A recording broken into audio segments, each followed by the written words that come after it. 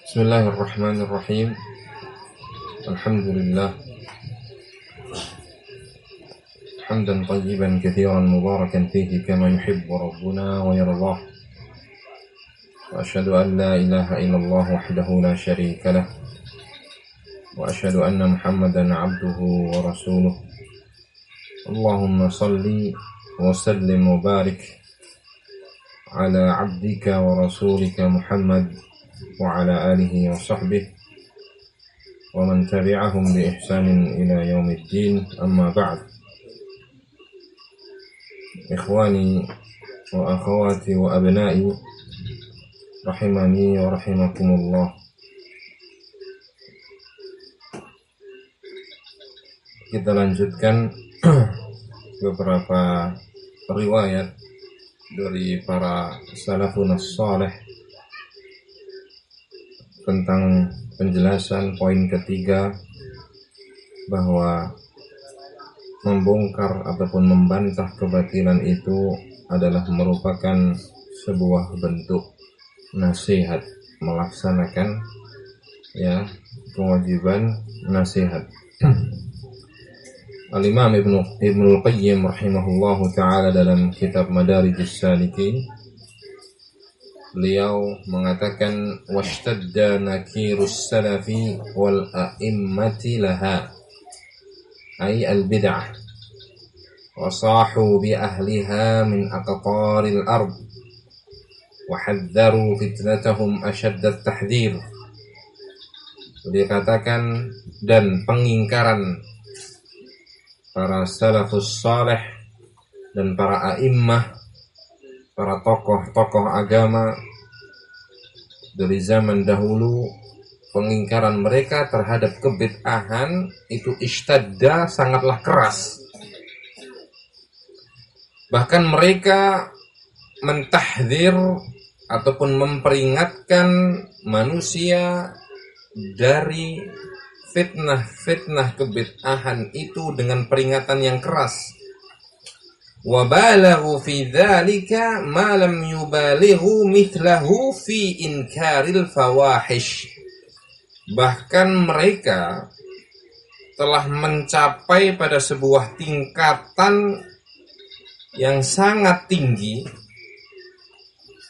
di dalam mengingkari kebid'ahan, yang mana tingkatan itu tidak mereka lakukan ketika mereka mengingkari dosa-dosa besar, mengingkari kezaliman, dan mengingkari permusuhan.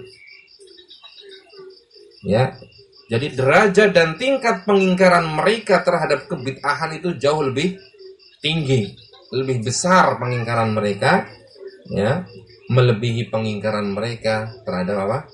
Bentuk-bentuk dosa besar. Ya, fawahish, perbuatan-perbuatan keji, kezaliman, permusuhan, dan begitu seterusnya. Nah, kenapa hal itu dilakukan oleh salafun salih, salaf kita yang salih? Idh madarratul bid'i wa hadmuha lid-dini wa munafatuha lahu ashaddu. Dikarenakan bahaya kebid'ahan dan hadmu haliddin, bahwa bid'ah itu bisa menghancurkan agama dan menghilangkan agama, itu tingkatannya lebih besar daripada sekedar maksiat ataupun dosa-dosa besar. Ya. Kenapa? Karena orang menyangka itu sebuah ibadah.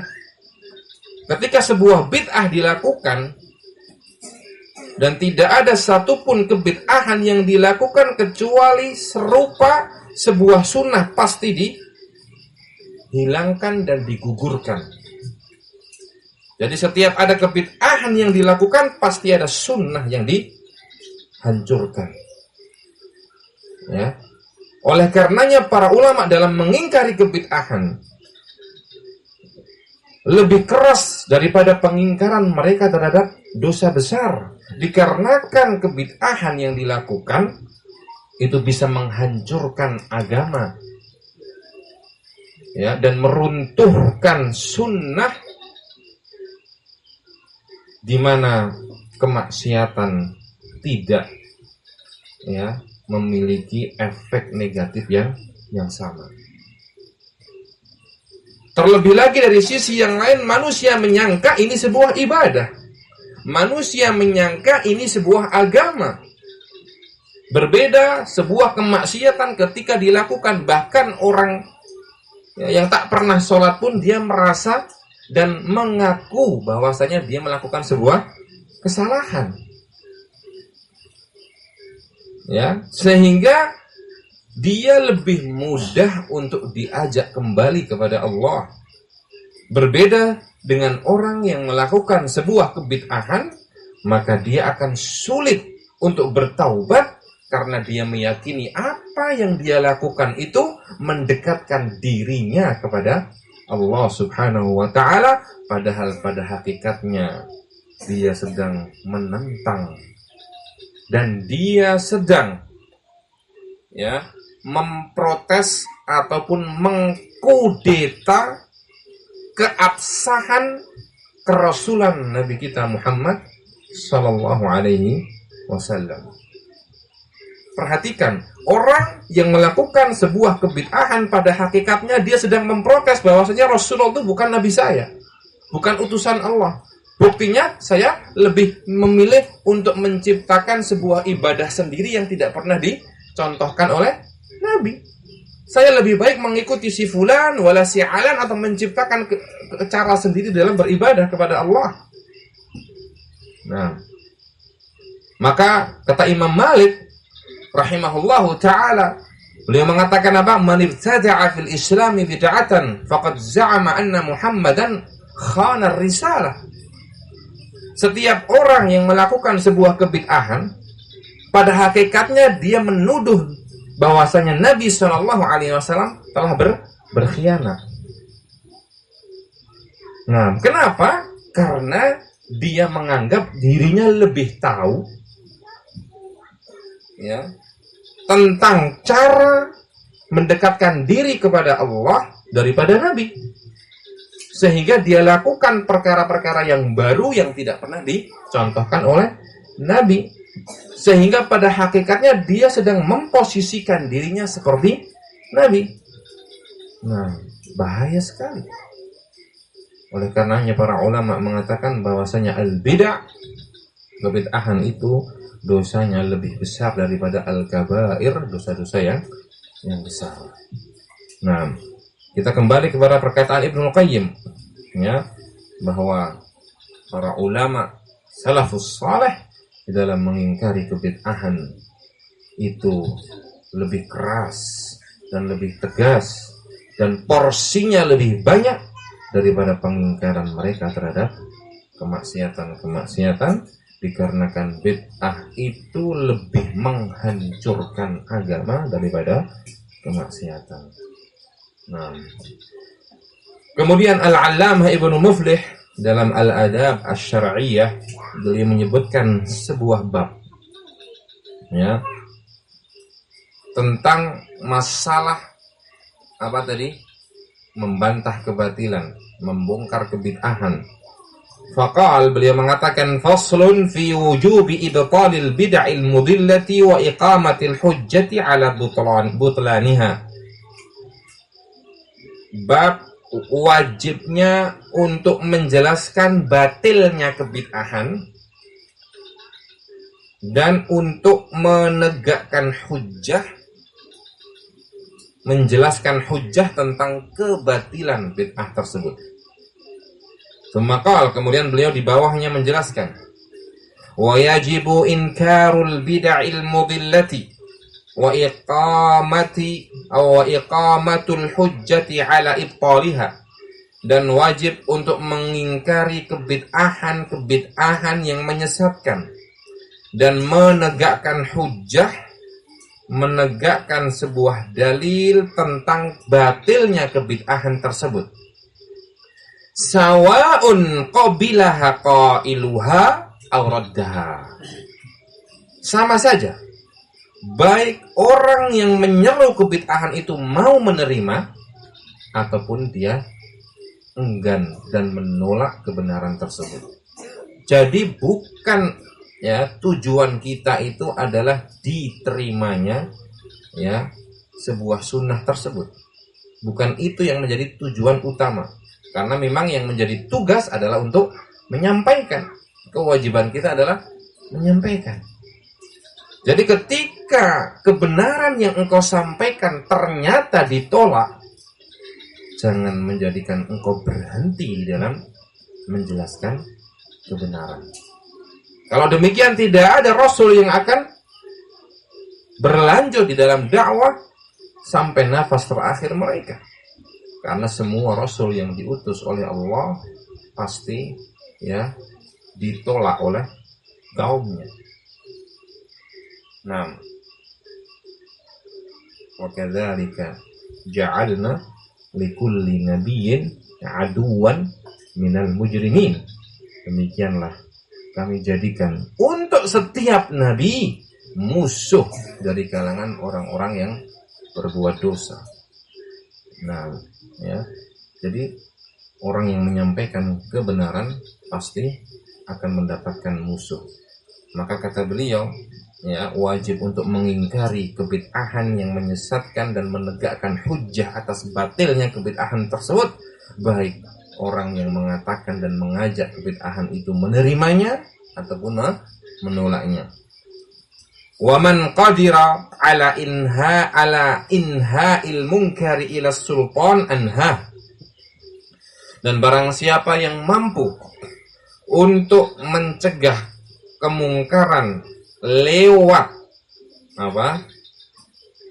pemimpin, maka lakukanlah. Kita memberikan masukan kepada pemimpin kita, kepada penguasa, untuk menghentikan acara-acara bid'ah, acara-acara maksiat, kemungkaran-kemungkaran yang membahayakan akidah kaum muslimin. Kita lakukan. Wa in khafa fautuhu au fautahu qabla inhaihi ankarahu huwa. Akan tetapi kalau dia khawatir ya waktunya akan terlewatkan, kesempatannya akan hilang, maka dia sebelum dia mengingkari, maka dia sendiri yang wajib untuk mengingkari sesuai dengan batas-batas yang telah diatur oleh Islam. Nah, jadi ini ya ikhwah barakallahu fikum, faedah yang ketiga dari menjelaskan kebatilan, yaitu melaksanakan kewajiban nasihat. Kita masuk kepada poin yang keempat, dan insya Allah ini ya, yang terakhir kita bahas pada malam hari ini. Nah, bahwa menjelaskan kebatilan itu merupakan realisasi ataupun merupakan wujud syairatil amri bil ma'rufi wan nahyi 'anil munkar. Merupakan wujud dari syariat al-amru bil ma'ruf, memerintahkan kepada yang ma'ruf dan mencegah dari yang mungkar. Nah, wal qiyam bil fardil kifai, dan melaksanakan kewajiban fardu kifayah. Jadi hakikatnya menjelaskan kebatilan itu juga merupakan bentuk al-amru bil ma'ruf wan nahyu 'anil munkar. Amar ma'ruf nahi munkar. Allah Subhanahu wa taala berfirman di dalam surat Al-Maidah ayat yang ke-78 sampai 79. Lu'inal ladzina kafaru min bani Israil 'ala lisani Dawud wa Isa bin Maryam, dzalika bima 'asaw wa kanu ya'tadun. Telah dilaknat orang-orang yang kafir dari kalangan Bani Israel lewat lisannya Nabi Dawud dan Nabi Isa. Nabi Dawud dalam kitab At-Taurah, dan Nabi Isa dalam kitab Injil. Mereka menyampaikan bahwasanya Allah melaknat Bani Israel dalam kitab-kitab mereka. Nah, apa sebabnya? Dzalika bima 'asaw. Hal itu dikarenakan mereka Bani Israel berbuat maksiat, menentang Allah dan para nabi mereka. Wa kanu ya'tadun, dan mereka berbuat melampaui batas. Apa bentuk maksiat dan perbuatan melampaui batas mereka? Allah Subhanahu wa taala sambung ayat itu, kanu la yatanahawna 'an munkarin fa'alu. Mereka Banu Israel tidak saling mencegah ya dari kemungkaran yang mereka lakukan. Jadi kalau ada kemaksiatan, ada kemungkaran, mereka biarkan. Tidak ada pengingkaran, tidak ada nasihat. Nah, ya itu sebabnya mereka dilaknat. Nah, labi'sa ma kanu yaf'alun, maka apa yang mereka kerjakan adalah seburuk-buruk perbuatan. Al-Allamah Asy-Syaukani rahimahullahu ta'ala dalam tafsir beliau Fathul Qadir, beliau menjelaskan al-la'nu bisababil ma'siyah wal-i'tida' la bisababin akhar. Laknat itu akan mengenai seseorang dikarenakan sebabnya adalah maksiat ataupun perbuatan zalim yang dilakukan olehnya, bukan karena alasan lain. Itu sebab laknat, karena ada maksiat atau kezaliman yang dilakukan, baik itu besar sampai kepada bentuk kesyirikan, kekufuran, ataupun yang di bawahnya. Nah, thumma bayyana subhanahu al-ma'siyata wal-i'tida'a biqaulihi. Nah, dalam dua ayat ini Allah Subhanahu wa taala menjelaskan bentuk maksiat apa, bentuk melampaui batas apa yang menjadi sebab datangnya laknat. Nah, maka Allah jelaskan biqaulihi dengan firman-Nya, kanu la yatanahawna 'an munkarin fa'alu. Apa itu bentuk maksiatnya yang menjadi sebab laknat? Mereka tidak saling mencegah dari kemungkaran. Nah, ini bahaya. Saya akan masuk kepada sebuah hubungan yang biasa dilakukan oleh kita, yaitu hubungan pertemanan dan persahabatan. Ya, pernah ataupun sering saya sampaikan di mana-mana bahwa hakikat persahabatan itu adalah adanya amar ma'ruf nahi mungkar antara mereka. Hakikat daripada pertemanan ya yang baik, pertemanan lillah, pertemanan karena keimanan ya, adalah adanya nasihat yang selalu mereka tegakkan di antara mereka.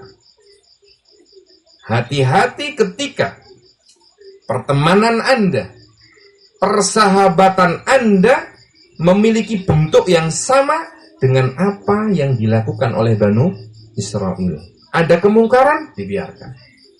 Sahabat Anda melakukan kesalahan, dibiarkan. Nah, maka ini adalah salah satu bentuk Anda telah mengikuti jalan dan metode Banu Israel. Hati-hati dari laknat. Dan itulah yang disebutkan oleh Allah Subhanahu wa taala di dalam firman-Nya, al-akhillau yawma idzin ba'dhuhum li ba'dhin adu illal muttaqin.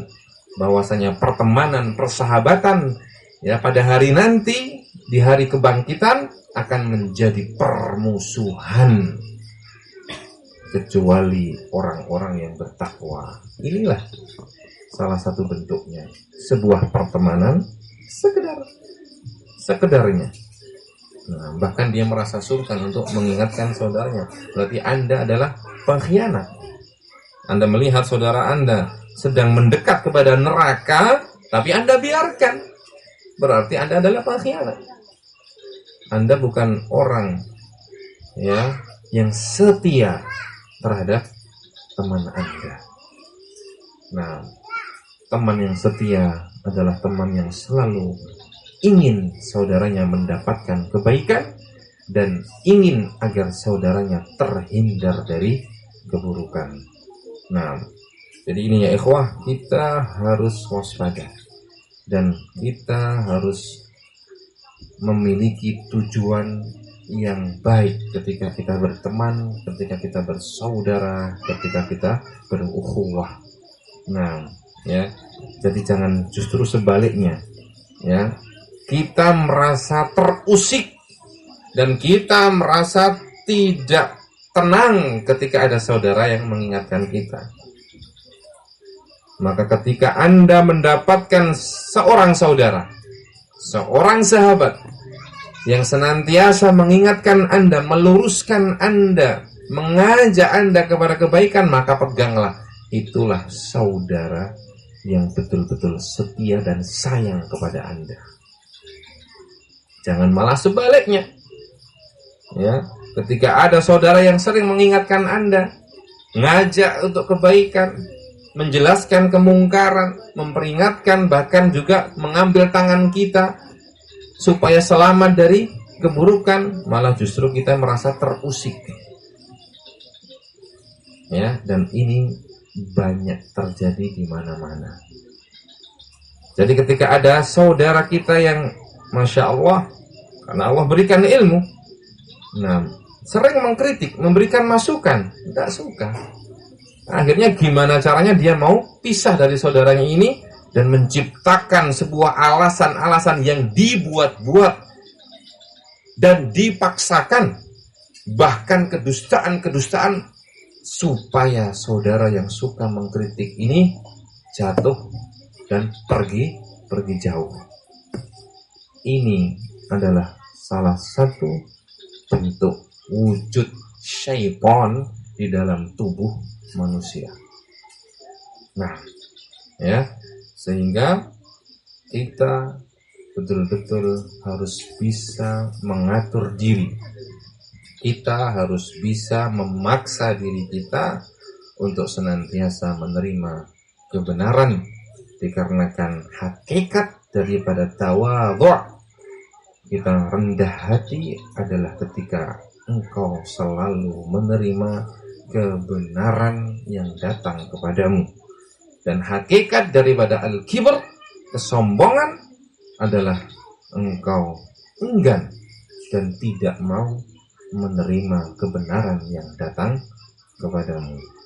Nah, kemudian beliau menjelaskan. Nah, wal ma'na, maksudnya, maknanya, kata Asy-Syaukani, annahum kanu la yanhauna al-'asi an mu'awadati ma'siyatin qad fa'alaha. Maksudnya mereka Bani Israel tidak mencegah, menghalangi orang yang telah berbuat maksiat untuk mengulangi kemaksiatannya. Nah, karena orang macam-macam. Ada yang sekali bisa bertobat dan walhamdulillah. Ada pula yang belum mampu, maka terus diingatkan, dicegah. Jangan mentang-mentang sekali kamu pernah ingatkan terus sudah, ini orang tidak ada gunanya. Jangan. Nah, kamu harus bersabar dengan saudaramu. Nah, kamu harus bersemangat untuk merubah dia. Nah, au tahayya li fi'liha, ataupun mereka Banu Israel tidak mencegah seorang yang bermaksiat ketika hampir melaksanakan maksiat. Wa yahtamilu an yakuna wasfuhum bi annahum qad fa'alul munkar bi'tibari halatin nuzul la halat tarkil inkar. Nah, dan ada sisi lain, maksud daripada firman Allah, mereka tidak saling mencegah kemungkaran, yaitu bahwa mereka telah melakukan kemungkaran dari sisi keadaan ketika kemungkaran itu dilakukan. Ya, maksudnya tadi kan beliau menyebutkan sisi bahwasanya mereka bermaksiat yang menjadi sebab laknat. Apa itu maksiat bentuknya? Meninggalkan apa? Amar ma'ruf nahi mungkar. Nah, beliau menjelaskan bisa juga maksudnya ditinjau dari sisi lain. Nah, ya, bahwa maksiat yang menjadi sebab laknat itu adalah terjadinya kemaksiatan yang mereka lakukan ya, ataupun yang diulangi oleh mereka. Bukan dari segi mereka tidak melakukan amar ma'ruf nahi mungkar. Itu juga bisa. Nah, ya. Kemudian beliau mengatakan wa bayanil isyan wal i'tida'i bi tarki tanahi 'anil munkar. Nah, tapi di sisi lain adalah seperti yang sudah saya sebutkan di atas, ya, bahwa kemaksiatan yang menjadi sebab datangnya laknat itu adalah mereka melakukan sebuah kesalahan dengan meninggalkan amar ma'ruf nahi mungkar. Kenapa? Li'anna man akhalla biwajibin nahyi 'anil munkar faqad 'asallaha wa subhanahu wa ta'adda hududahu. Dikarenakan siapapun yang tidak melaksanakan kewajiban amar ma'ruf nahi mungkar, maka berarti dia telah melaksanakan sebuah kemaksiatan kepada Allah dan melampaui batasan-batasannya.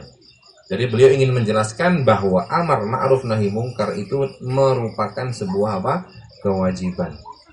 Oleh karenanya dalam hadits Abi Sa'id Al-Khudri radhiyallahu taala anhu, Nabi mengatakan man ra'a minkum munkaran falyughayyirhu biyadihi fa in lam yastati' fa bi lisanihi fa in lam yastati' fa bi qalbihi wa dzalika adhaful iman. Barang siapa di antara kalian yang melihat kemungkaran, maka rubahlah dengan tangannya. Tentunya pada batas-batas yang diizinkan oleh syariat, seperti seorang guru kepada muridnya, seorang suami kepada istrinya, seorang bapak kepada anak-anaknya, seorang kakak kepada adiknya, boleh dengan tangan. Tetapi kalau orang lain, maka ini adalah haknya pemerintah. Kalau tidak mampu, maka dengan lisannya dia nasihati, dia ajak, dia tegur. Kalau tidak mampu, maka dengan hatinya, dengan cara meninggalkan kemaksiatan tersebut dan memisahkan diri dari pelakunya. Dan itulah selemah-lemah keimanan. Nah, jadi ini ya, amar ma'ruf nahi mungkar sebuah kewajiban, maka barang siapa yang meninggalkannya, maka dia telah bermaksiat kepada Allah dan Rasulnya. Naam, wal amru bil ma'rufi wan nahyu 'anil munkari min ahammil qawaidil islamiyah. Sedangkan amar ma'ruf nahi mungkar itu adalah merupakan ya kaidah-kaidah penting dalam Islam, wa ajalil faraid syar'iyyah, dan merupakan kewajiban syar'i yang paling mulia. Walihada kana tarikuhu syarikan li fa'ilil maksiyah. Oleh karena itu, barang siapa yang meninggalkan amar ma'ruf nahi mungkar, dia telah bergabung dengan para pelaku maksiat. Nah, wa mustahiqqan li ghadabillahi wa intiqamih, dan dia berhak untuk mendapatkan murka Allah dan balasan buruk Allah Subhanahu wa ta'ala, kama waqa'a li ahli sabti, sebagaimana hal itu terjadi ya pada ahli sabt, yaitu kaum Yahudi ya yang melakukan kemungkaran dan tidak mencegahnya.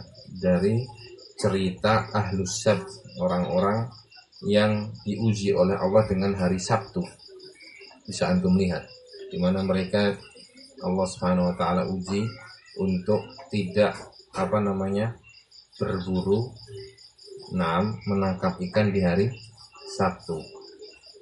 Nah, tetapi mereka mencari makar dan tipu daya. Nah, ya, mereka pasang hari Jumat, kemudian diambil hari Ahad. Nah, hari Sabtunya di rumah. Nah, bisa antum lihat. Begitulah orang-orang Yahudi yang akhirnya Allah rubah mereka menjadi kera. Nah, thumma inna Allah ta'ala qala muqabbihan li'adami at-tanahi 'anil munkar. Kemudian Allah Subhanahu wa ta'ala telah berfirman dengan cara muqabbihan, ya, mencela perbuatan meninggalkan amar ma'ruf nahi mungkar dengan firman-Nya la bi'sa ma kanu yaf'alun, bahwa apa yang mereka lakukan adalah seburuk-buruk perbuatan, ya, min tarkihim li inkari ma yajibu alaihim inkaruh, dikarenakan mereka mengingkari hal-hal yang harus diingkari. Nah, jadi ini penjelasan dari Al-Imam Asy-Syaukani rahimahullahu taala. Nah, kemudian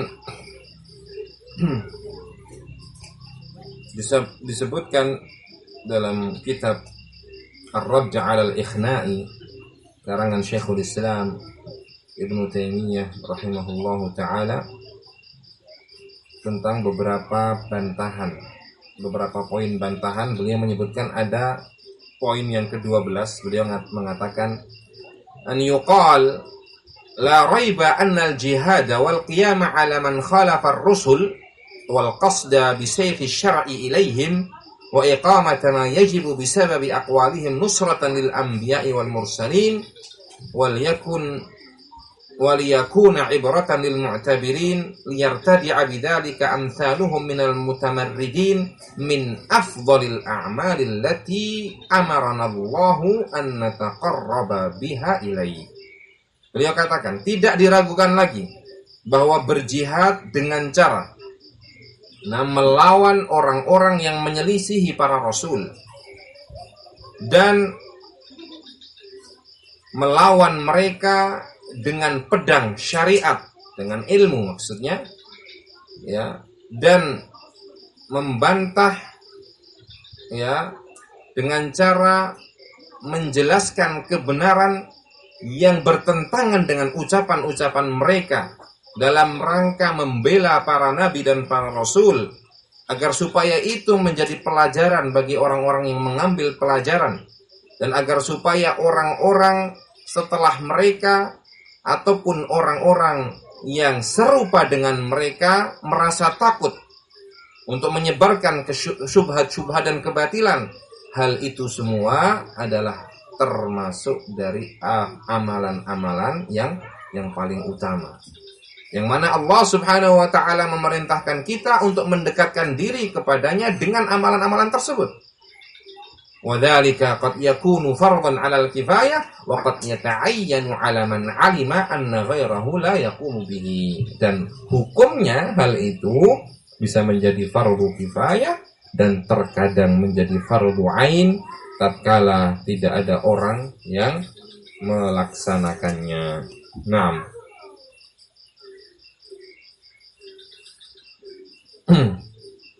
Wal kitabu was sunnatu mamlu'ani bil amri bil jihad wa dzikri fadilatihi, lakin yajibu an yu'rafa anna al jihad asy-syar'iyya alladhi amarana Allah bihi wa rasuluhu min al jihadil bid'i. Naam, jihad ahli ad-dhalal alladhina yujahiduna fi ta'ati syaitan wa hum yadhunnuna annahum mujahiduna fi ta'atir rahman.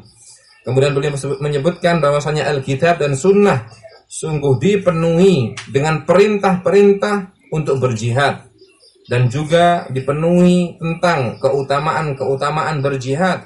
Akan tetapi harus diketahui bahwa al-jihadus syar'i, jihad yang syar'i yang diperintahkan oleh Allah dan Rasulnya, ya, minal jihadil bid'i, yang merupakan salah satu bentuknya adalah berjihad terhadap kebid'ahan, yaitu berjihad kepada ahlud dhalal, ya, para pengusung kesesatan, yang mana mereka bersungguh-sungguh untuk mentaati syaitan dalam keadaan mereka menyangka bahwa mereka sedang mentaati Ar-Rahman. Jadi ini salah satu bentuk jihad yang utama, ya, berjihad terhadap para pengusung kebid'ahan karena mereka menyangka, ya, mereka sedang mentaati Allah Subhanahu wa ta'ala, padahal pada hakikatnya mereka sedang mentaati syaitan. Naam, ka jihadi ahli al-bid'ah wal ahwa kal khawarij wa nahwihim alladhina yujahidu ahli al-islam wa fi man huwa awla billahi wa rasulihi minhum min as-sabiqin al-awwalin min al-muhajirin wal ansar walladhina ittaba'uhum bi ihsanin ila yaumiddin.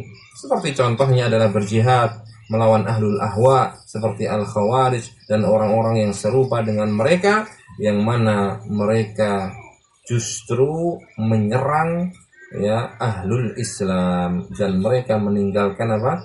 Ahlul auzan. Barakallahu fiikum.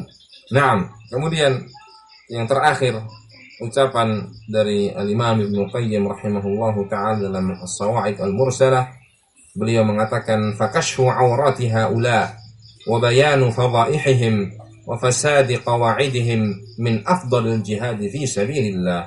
Maka membongkar kesalahan-kesalahan mereka, menjelaskan fadaihihim, keburukan-keburukan mereka, dan rusaknya ya kaidah ataupun prinsip-prinsip mereka, yaitu ahlul bidah dan ahlul dhalal. Ini termasuk salah satu bentuk jihad fi sabilillah yang paling utama. Dan Nabi SAW telah berkata kepada sahabat beliau Hassan ibnu Thabit, inna ruhal qudusi ma'ak, ketika beliau memerintahkan untuk membantah ya al-musyrikin dan ahlul batil, maka Nabi memberikan kabar gembira kepada Hassan ibnu Thabit, ruhul qudus yaitu Jibril alaihissalatu wassalam ma'ak, bersamamu, ma dumta tunafihu an rasulih, selama kamu masih terus membela rasulmu. Naam, ataupun membela Rasul Allah. Wa qala, dan Nabi berkata kepada Hassan, uhjuhum au hajimhum wa Jibrilu ma'ak, seranglah mereka. Hassan ibnu Thabit pandai dalam merangkai syair-syair. Maka beliau membimbing Hassan untuk menggunakan syair-syair beliau ya untuk menjelaskan al-haq dan meruntuhkan hujah kaum musyrikin, dikarenakan itu akan membekas bagi mereka. Nah, maka Nabi mengatakan uhjuhum, serang mereka dengan syair-syairmu, wa Jibrilu ma'ak, dan Jibril akan bersamamu. Dan beliau juga bersabda dalam hadis yang lain, Allahumma ayyidhu bi ruhil qudus madama yunafihu an rasulik. Ya Allah, dukunglah dia Hasan dengan ruhul qudus yaitu Jibril selama dia masih membela rasulmu.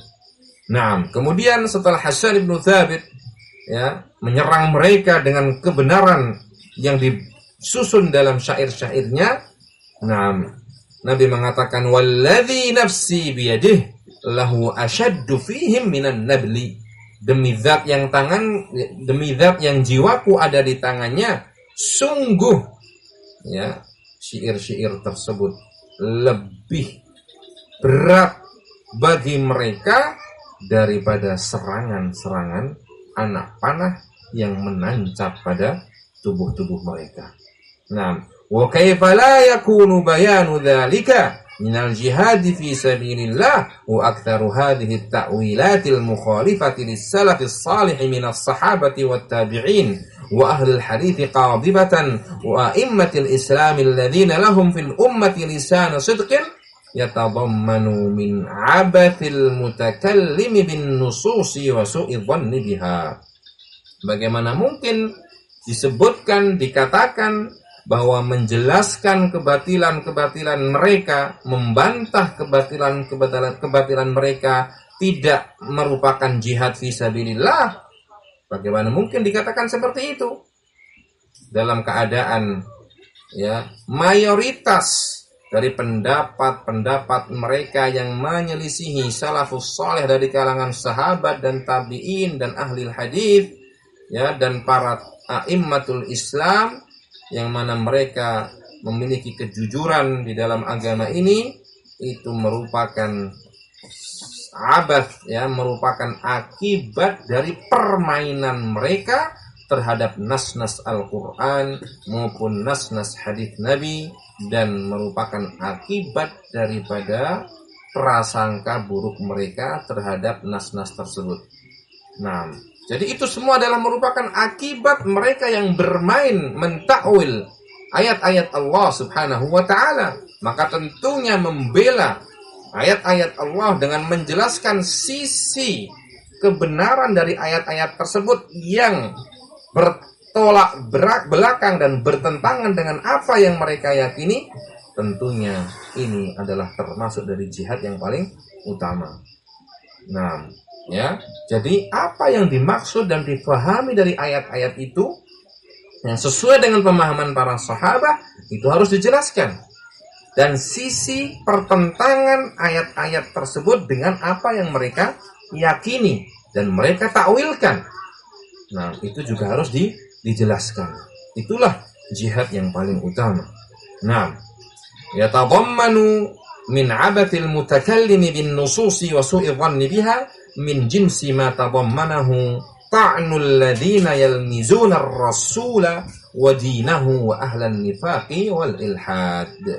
Jadi itu sama juga ya dengan membantah dan melawan orang-orang yang mencela Rasulullah ya dan mencela agamanya ya dari kalangan ahlun nifaqi wal ilhad, orang-orang munafik dan orang-orang yang tidak percaya terhadap Allah Subhanahu wa taala, lima fihi min da'wan anna zahira kalamihi ifkun wa muhalun wa kufrun wa dalal wa tashbihun wa tamthilun aw takhyil. Nah, dikarenakan ya mereka ahlul batil dari kalangan orang-orang munafik dan orang-orang yang tidak percaya kepada Allah, mereka menyebarkan sebuah propaganda, sebuah pernyataan, sebuah pemikiran yang sangat berbahaya bahwa ya yang nampak dari ayat-ayat Allah, yang difahami ya dari ayat-ayat Allah itu adalah ifk, kedustaan, wa muhal, dan perkara yang mustahil, wa kufur, dan kekufuran, wa dalal, kesesatan, wa tashbih, dan penyerupaan, wa tamthil, dan persamaan, au takhyil, ataupun khayalan, tidak ada hakikatnya. Mereka ahlul batil seperti itu. Seperti orang-orang ya dari kalangan Jahmiyah dengan berbagai macam bentuk dan cabangnya, baik dari kalangan mereka yang mengingkari asma dan sifat Allah, nama-nama dan sifat-sifat Allah, ataupun yang mengingkari sifat-sifat Allah, ataupun yang mengingkari sebagian sifat dan menetapkan sebagian yang lain. Apa alasan mereka? Karena ketika kita menetapkan sifat-sifat ini untuk Allah, berarti kita sedang menyerupakan atau menyamakan Allah dengan makhluknya. Itu pemahaman mereka. Ya, jadi harus kita jelaskan, harus kita bantah. Ketika Allah Subhanahu wa taala mengatakan, nah, ya, bahwasanya bal yadahu mabsuqatani kaifa yasha yunfiqu kaifa yasha.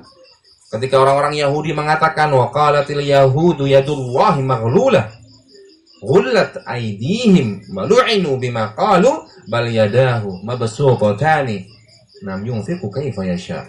Orang Yahudi menjuluki Allah dengan julukan yang sangat ya kurang ajar, bahwasanya tangan Allah terbelenggu. Maksudnya tidak mau memberikan rizki kepada hambanya. Nah, ya, tangan Allah terbelenggu. Ghullat aydihim, maka Allah bantah tangan mereka lah yang terbelenggu. Bal yadahu mabsuqatan, bahkan ya kedua tangan Allah selalu terbentang. Jadi ketika orang Yahudi mengatakan tangan Allah, ketika Allah mengatakan tangan Allah, kita harus meyakini bahwa Allah punya tangan. Dan tidak ada konsekuensi antara ketika kita menetapkan Allah memiliki tangan, berarti kita menyerupakan Allah dengan makhluknya. Itu sisi pandang mereka. Ya, dhon mereka, persangkaan mereka seperti itu. Kan makhluk punya tangan, kan makhluk punya kaki, kan makhluk punya jari.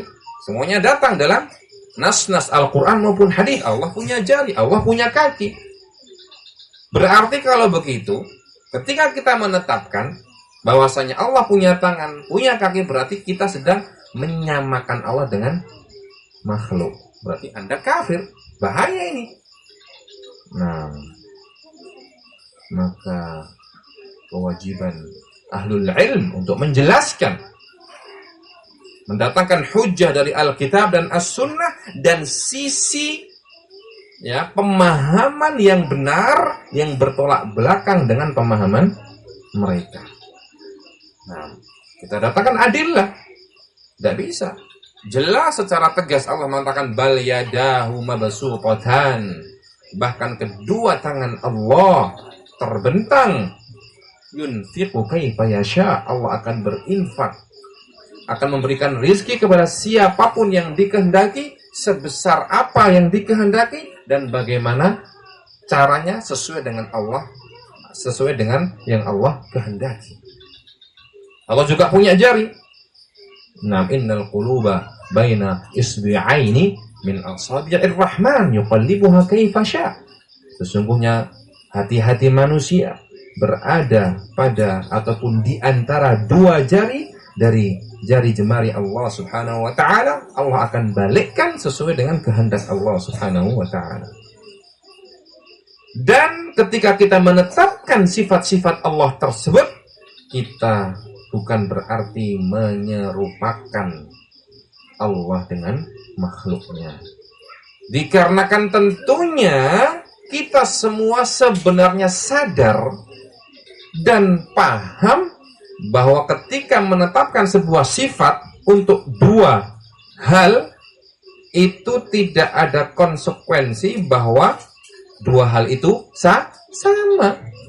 Kita jangan bicara antara Khalik sang pencipta dengan makhluk yang lemah ini. Anda saja sama-sama manusia.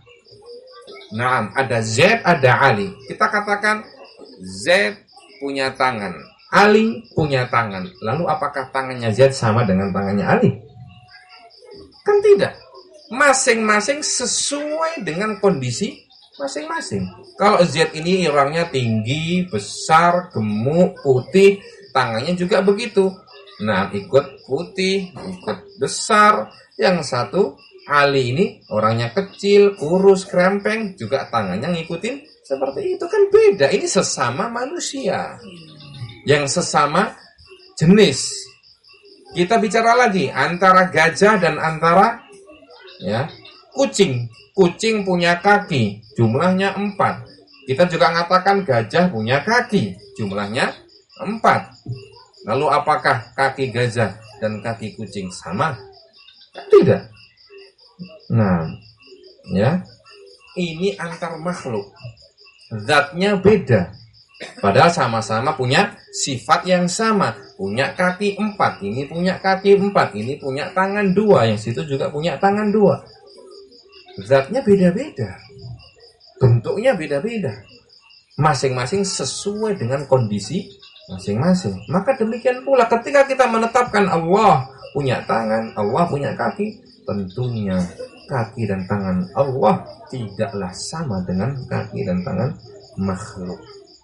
Masing-masing sesuai dengan kondisi masing-masing. Allah yang maha sempurna, Allah yang maha besar, Allah yang maha tinggi, Allah yang maha terpuji, tentunya sangat dan sangat berbeda dengan kondisi makhluk yang lemah, yang tidak punya ilmu, yang bodoh, yang suka berbuat dosa, dan begitu seterusnya. Nah, jadi tidak ada keharusan dan konsekuensi ketika kita menetapkan sebuah sifat untuk suatu benda, berarti kita menyamakan benda itu dengan benda yang lainnya. Bisa dipahami ya, ikhwah? Nah, jadi pemikiran mereka, pemikiran yang batil dan pemikiran orang yang bingung. Orang yang sebenarnya mereka sendiri telah bertentangan dengan apa yang mereka yakini. Kenapa sebabnya? Karena mereka mengikuti apa? Hawa nafsu dan mengikuti syaitan. Nah, barakallahu fikum. Jadi ini yang beliau maksud, karena mereka mengaku mereka punya pandangan bahwasanya yang difahami dari nas-nas Al-Quran itu mengandung apa? Ya, tasybih, penyerupaan, tamtsil, penyamaan, dan hal-hal yang mustahil. Na'udzubillah. Nah, ya. Thumma sarfuha aw sarafaha ila ma'anin ya'lamu anna iradataha bitilkal alfadhi min naw'il ahaji awil alghas. Na'udzubillah. Bahkan mereka ya meyakini ya dan mereka membawa bahwa ya sarfiha membawa nas-nas Al-Qur'an, mereka meyakini bahwa membawa nas-nas Al-Qur'an kepada makna-makna tadi, mana-mana yang nampak ya yang mudah difahami, itu adalah merupakan ya bentuk al-alghas wal ahaji, ya cerita-cerita yang tidak ada hakikatnya, ataupun alghas itu apa ya,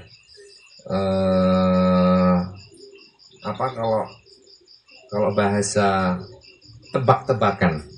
Nah ya, mereka mengomentari nas-nas Al-Quran dan Sunnah seperti itu. Kalau difahami dengan pemahaman yang biasa, padahal itulah tujuannya Al-Quran diturunkan, agar kita paham kenapa Al-Quran diturunkan dengan bahasa Arab, supaya difahami. Nah, inna anzalnahu Qur'anan Arabiyyan la'allakum ta'qilun. Kami turunkan Al-Quran berbahasa Arab supaya kalian memahaminya. Itulah tujuan Al-Quran diturunkan. Nah, mudah sebenarnya, tapi mereka yang membuat mereka sulit sendiri. La yasduru mimman qasadahu aw qasduhu nushun wa bayan, yang mana kata mereka hal itu tidak akan muncul dari orang yang punya tujuan nasihat dan menjelaskan.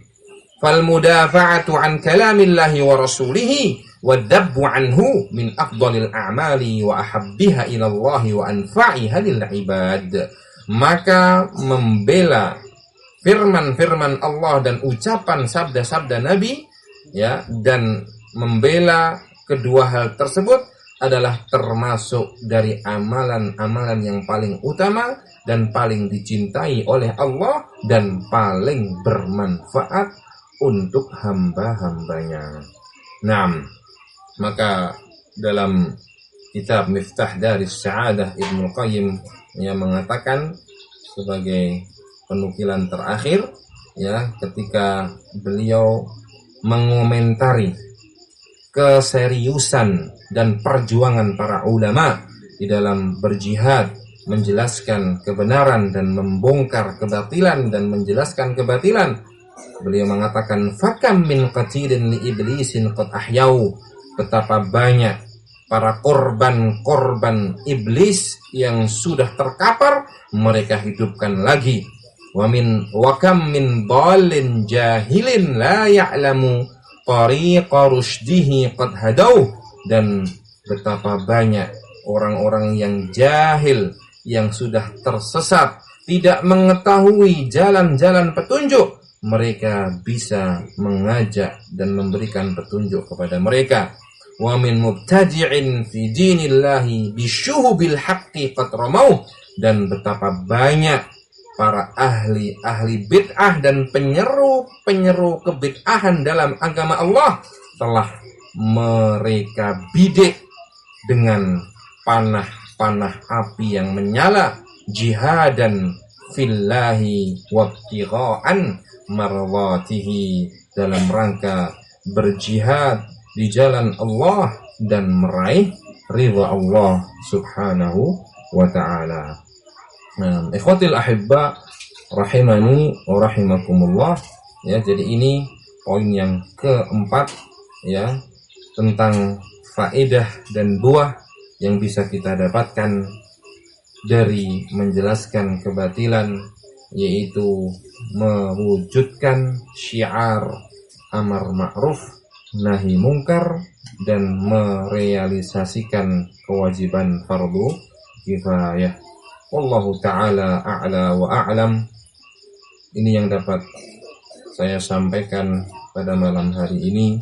semoga memberikan manfaat kepada kita semua, dan semoga Allah Subhanahu wa Ta'ala menjaga kita semua dari keburukan jiwa kita, keburukan nafsu kita, dan keburukan syaitan beserta bala tentaranya. Dan semoga Allah Subhanahu wa Ta'ala senantiasa membimbing kita di atas kebenaran dan istiqamah di atasnya sampai kita bertemu Allah Subhanahu wa Ta'ala. Dan kita memohon kepada Allah agar supaya Allah jadikan pemimpin untuk kita yang terbaik, seorang pemimpin yang memperjuangkan Islam dan ahli Islam, seorang pemimpin yang bertauhid, seorang pemimpin yang mengerti sunnah dan memperjuangkan sunnah, seorang pemimpin yang memperjuangkan dakwah tauhid. Walaysa dzalika 'ala Allah bi'aziz, dan itu tidaklah sulit ataupun bahkan tidaklah mustahil bagi Allah Subhanahu wa Ta'ala. Maka berdoalah kepada Allah ya ikhwah, agar supaya Allah menjadikan pemimpin kita adalah pemimpin yang bertakwa dan pemimpin yang terbaik untuk Islam dan kaum muslimin. Wallahu ta'ala a'la wa a'lam, wa sallallahu ala nabiyyina Muhammadin wa ala alihi wa sahbihi wa sallama tasliman katsira, wa akhiru da'wana alhamdulillahi rabbil alamin.